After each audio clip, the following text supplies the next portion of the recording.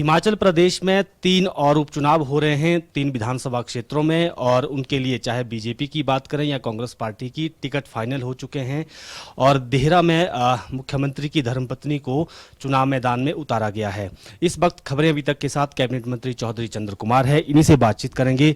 Sir, एक तो उपचुनाव हो रहे हैं 3 स्थानों पर, मुख्यमंत्री की धर्मपत्नी को भी चुनाव मैदान में उतारना पड़ा। आप किस तरह से इसको देखते हैं? आपको प्रभार भी दिया गया है इस चुनाव में। देखिए, वो अच्छी प्रत्याशी है कांग्रेस पार्टी की। ये ठीक है कि वो मुख्यमंत्री की धर्मपत्नी है, लेकिन वो सोशल है और जो डे टू डे मुख्यमंत्री के साथ लोग मिलने आते हैं तो उनके बड़ी स्वार्थपूर्ण तरीके से बातचीत करती है और एक अच्छी छवि की औरत है, घरेलू भी है और लोगों के साथ मेल मिलाप भी अच्छा है। सर, आपको क्या लग रहा है इन 3 उपचुनाव में? हालांकि निर्दलियों ने इस्तीफा दिया, अब उपचुनाव की स्थिति खड़ी हो गई है यहाँ पर। कांग्रेस कितना मजबूत है? क्या 40 का आंकड़ा पार कर पाएगी? देखिए, ये जो इंडिपेंडेंट थे इनको तो कोई त्याग पत्र देने की जरूरत नहीं थी, क्योंकि ये दोनों हाथ से इनके लड्डू था।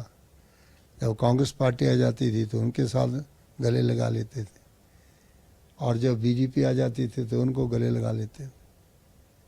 तो ये सारे दोनों तरफ से थे, इनको they are strange bedfellows. दोनों तरफ इनको जो है वो मौका मिल जाता था। और किन परिस्थितियों में इन्होंने त्याग पत्र दिया? क्योंकि लोगों ने तो आज़ाद उम्मीदवार के रूप में इनको वोट डाले, क्योंकि इन्होंने ये कहा था कि ना तो हम कांग्रेस के साथ जाएंगे ना बीजेपी। लेकिन जिन परिस्थितियों में इन्होंने त्याग पत्र दिया और उनके त्याग पत्र जो है वो स्पीकर साहब ने एक्सेप्ट कर लिए, अब पता चला है कि ये भी इंडिपेंडेंट जो थे वो सरकार को गिराने में उनकी भी भूमिका रही है।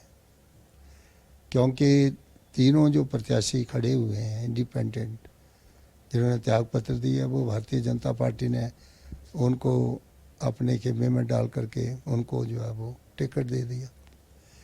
तो पहले ये जनता के द्वार में जाकर के पूछेंगे कि जी आप भारतीय जनता पार्टी को आपने ज्वाइन किया? हमें पूछा? हमने आपको आज़ाद उम्मीदवार के रूप में वोट दिया था, हमने तो आपको कभी नहीं कहा कि आप भारतीय जनता पार्टी में जाओ। तो ये तीनों जो हैं जिनको अभी टिकट दिया है, जरूरी नहीं है कि ये तीनों जो हैं वो प्रत्याशी जो हैं वो दोबारा जो है वो भारतीय जनता पार्टी के टिकट के ऊपर जीत करके विधानसभा में जाए। ये इनके तीनों के ऊपर एक प्रश्न चिन्ह है। ये तो अब चुनावों में पता लगेगा कि क्या वो अपने के ऊपर जो दाग लगा है उनको, आया राम और गया राम, क्या उसको जो है धो पाएंगे? क्या भारतीय जनता पार्टी के जो प्रत्याशी वहाँ के रहे हैं वो इनको कितना जो है वो उनको समर्थन देंगे? क्योंकि वो भी वहाँ के प्रत्याशी रहे हैं। तो इसलिए मुझे नहीं लगता कि भारतीय जनता पार्टी के जो पहले प्रत्याशी जिनके मुकाबले में वो चुनाव में जीत करके गए हैं वो इनको सपोर्ट करें। सर, देहरा से ये बात सामने आ रही है कि जो डॉक्टर राजेश शर्मा पिछली बार चुनाव लड़ा था वो नाराज़ हो गए हैं, अपने वर्करों के साथ बैठक कर रहे हैं कि निर्दलीय चुनाव भी लड़ सकते हैं। तो क्या कांग्रेस की परेशानी नहीं बढ़ सकती इसमें? नहीं, ऐसा नहीं है। वो मुख्यमंत्री से उनको रात को जो है वो बातचीत हो गई। हो सकता है कि अपने वर्कर्स को उनको बुला करके उनको अवगत करवा रहे होंगे कि मुझे टिकट नहीं मिला, अपने कांग्रेस को सपोर्ट करना है।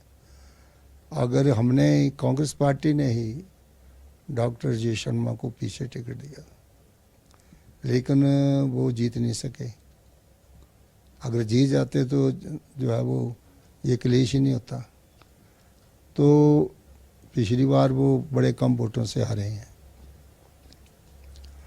और वो कांग्रेस पार्टी के वरिष्ठ कार्यकर्ता हैं, हमारे प्रदेश कांग्रेस कमेटी के ट्रेजरर हैं, खजांची भी हैं।